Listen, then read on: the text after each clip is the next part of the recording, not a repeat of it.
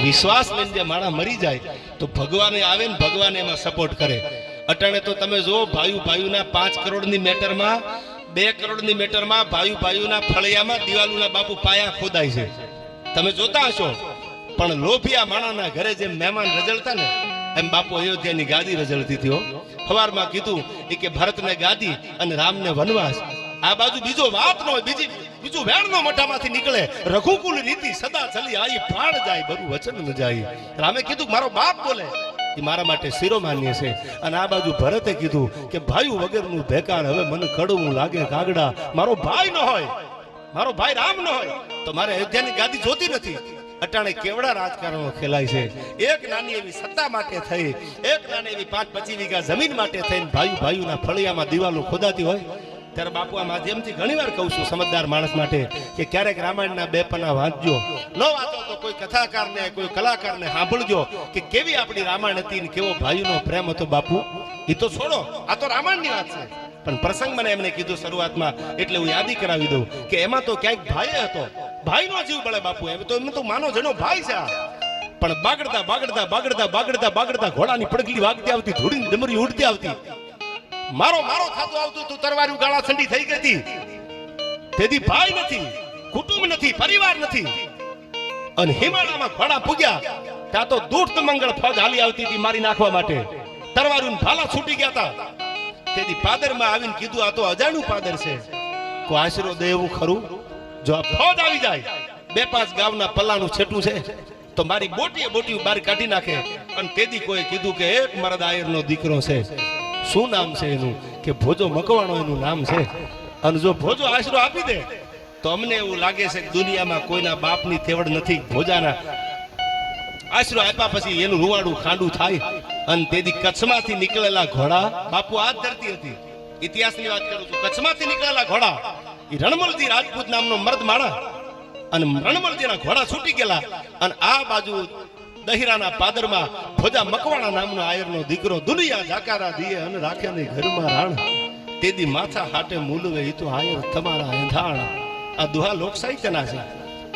અને તેદી એને પડકારો કર્યો તો કોઈ આશરો આપે એવું ખરું? કે આ એક મરદ માણસ છે, ભોજો મકવાણો નામ છે એનું. અને બાપુ હજી તો આમ જુવાની ભગડતી રમતી હતી, ઘટમાં ઘોડા થન ગને. અને આ તમે બીજે પાન, આ તો અણદીઠી ભમ ઉપર અમારું હોવન માંડે આણ. હજી જુવાની આવી હતી. અને એમાં કોઈ કીધું કે તમારા પાદરમાં કોઈ રાજપૂતોના ઘોડા ઘુમરિયું મારે છે. અને તેથી રણમલજીના ઘોડાની લગામ પકડી, જેમ ભગવતી રાજબાઈ પકડી હતી ચરણવાના પાદરમાં. ખેતાભાઈ લગામ પકડી લીધી કે મુંજાતા નહીં, તમારી મારી આંખની ઓળખાણ નથી. પણ મોત જો વાંહે આવતું હોય, ડમરી ધૂળની ઉડાડતું તો હજી આયર જીવે છો. મુંજાતા નહીં, ભાઈ આવો.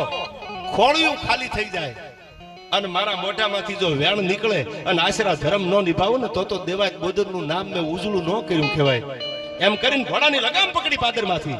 દીપેશભાઈ ઘોડાને પોતે ઘરે લઈ ગયા. ઘોડાને જ્યાં મૂકવાતા ને ઠેકાણે બાંધી દીધા. રણમલજીને કીધું કે તમે ઠેકાણે આવી જાઓ.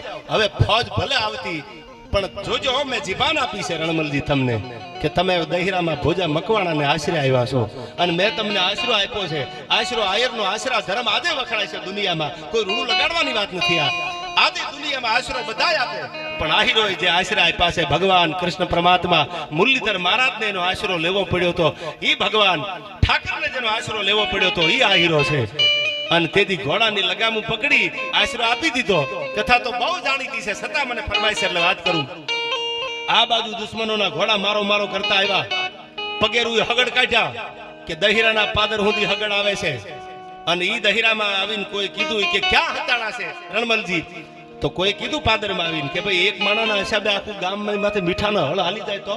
એટલે કીધું કે તમારા દુશ્મનને એક મરદ માણા ભોજા મકવાણા સિવાય બીજો કોઈ આશરો ન આપે, બોલાવી લો એને.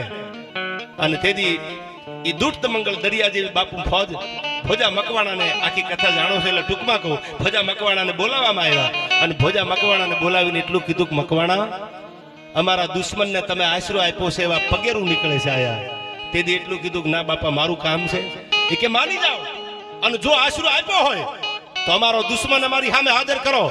આજ એક તાલુકાના અધિકારી, એક કલેક્ટરની ચેમ્બરમાં, એક આઈપીએસ ની ચેમ્બરમાં જવું હોય, એક સેશન કોર્ટના કે હાઈકોર્ટના જજની સામે જવું હોય તો તમારે પ્રોટોકોલ નિયમ ફોલો કરવા પડે. આ સટના બટન બંધ કરવા પડે. આ તો જેની ફોજ દરિયા જેવડી હતી એની હુકુમત કેવી હાલતી હશે. બાંધેલી તરવાર હતી, વાળાઈના રાજ હતા, એની હુકુમતો કેવી હાલતી હશે. અને તેથી એવડી દરિયા જેવડી ફોજ દુશ્મનને મારવા નીકળેલા ઘોડા અને ભોજા મકવાણા નામના આયરને ગામના પાદરમાં બોલાવીને સમજાવે છે કે મકવાણા માની જા, મકવાણા માની જા. અને તેથી ભોજા મકવાણા નામનો મરદ માણા એટલું કહે છે કે વાત સાચી છે તમારી, પણ મારું કામ નહીં, મેં આશરો નથી આપ્યો. અને તેથી કોઈ બાજુમાં ઉભેલા આધા પહેરે લુગડા અને વાતો કરે અજબ, વાતો રાજાના મન રીઝોવા ગોલા કરે ગજબ. એને તેથી એટલું કીધું બાપુ આ ભોજો મકવાણો એમ નહીં માને તો કે બાપુ કાં તો આના ઉપર ભાલાના ઘા કરો, કાં તો તરવારું મારો, અને કાં તો તોપની સામે ઉભો રાખી દો. કે ના ઈ નો કરાય, તો હમણાં ભોજો વયો જાય અહીંથી, તો બહુ મોત હેલું મળી જાય. ભાલાના ઘા કરો, તરવારું મારો, મોત આવી જાય. એમ નહીં કે ભોજો મકવાણો માને નહીં તો રીબાવીને મોત આપું ભોજા મકવાણા. આ રાજની હુકુમત હાલે છે, આયા માની જા. ભોજો મકવાણો કહે છે મારું કામ નથી, હું આશરો ન આપું. કારણ કે એની જીભાન આપી હતી રણમલજી રાજપૂતને કે જોજો તમે રાજપૂત છો, હું આયર છું. આમાં ક્યાં જ્ઞાતિવાદ બાપુ આવ્યું? તમે રાજપૂત છો, હું આયર છું, પણ તમે મારા પાદરમાં આવો. અને જો તમારી આબરૂ જાય તો તમારી નો જાય, એ આબરૂ ભોજા મકવાણાની જાય.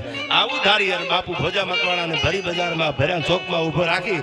અને તેથી જે ફોજ આવી હતી એના માણસોએ અત્યાચાર ગુજાર્યો, પણ કેવો હતો એ તરવારું મારે તો બરાબર છે, ભાલાના ઘા થાય તો બરાબર છે, બંદૂકના ભડાકા થાય તો માણા ખોળનું ખાલી કરી દે. એમ નહીં, જીવતા ભોજા મકવાણાને ચોકમાં ઉભો રાખી અને ખેતાભાઈના અંગની ઉપર સારડિયું ફેરવે છે.